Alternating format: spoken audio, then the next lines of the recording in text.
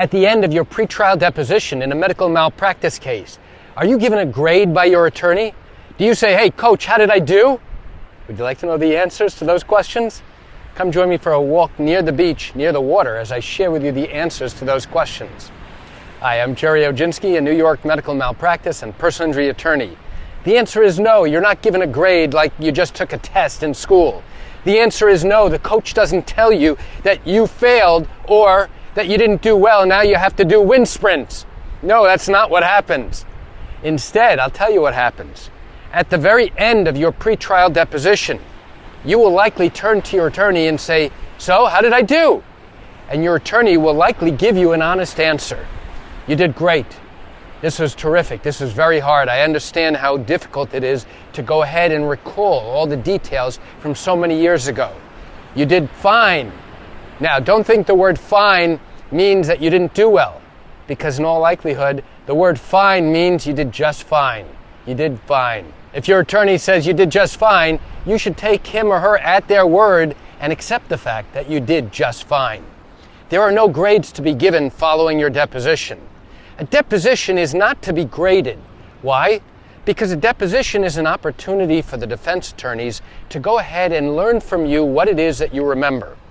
You are not there to recall every minute detail of every single event and every single interaction. You are not being asked questions as if you were a robot and now are being asked to regurgitate and spit out all the details of every single minute interaction that you had leading up to the event and after the event. That is not what's being asked of you.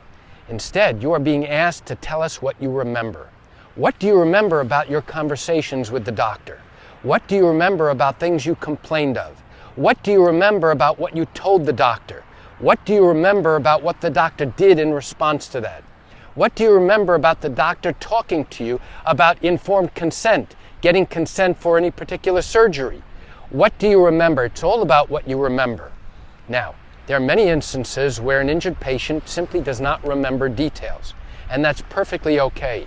No one is expected to remember every single detail of every single interaction. And if they did, it would be highly suspect. If an injured patient did know the details to every single interaction, every single conversation, every single point of contact, then that would be highly suspect.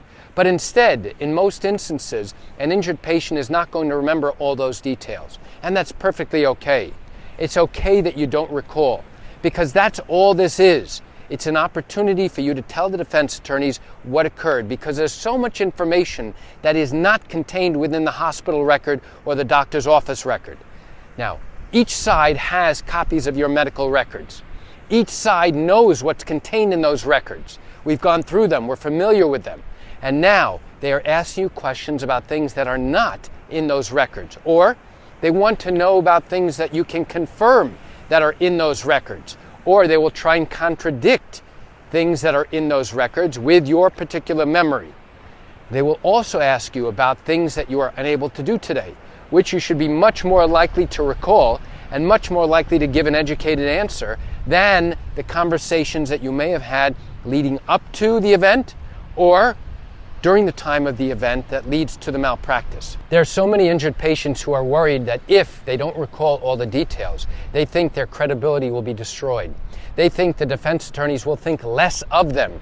They think that the value of their case will diminish because they don't remember every single detail. And I will tell you right now that all of that is simply not true. These depositions, these pretrial question and answer sessions, are designed to do one thing: to learn details and information from you about things that you do remember. So why do I share this quick information with you?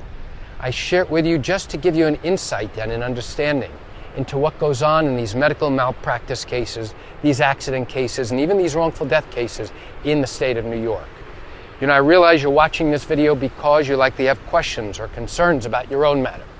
Well, if your matter did happen in New York and you have not yet started a lawsuit but are thinking of doing so, and still have questions that need to be answered, what I invite you to do is pick up the phone and call me. You know, I answer questions like yours every single day, and I'd love to chat with you. You can reach me at 516-487-8207 or by email at Gerry, Gerry, at Oginski-law.com. That's it for today's video. I'm Gerry Oginski. Have a wonderful day.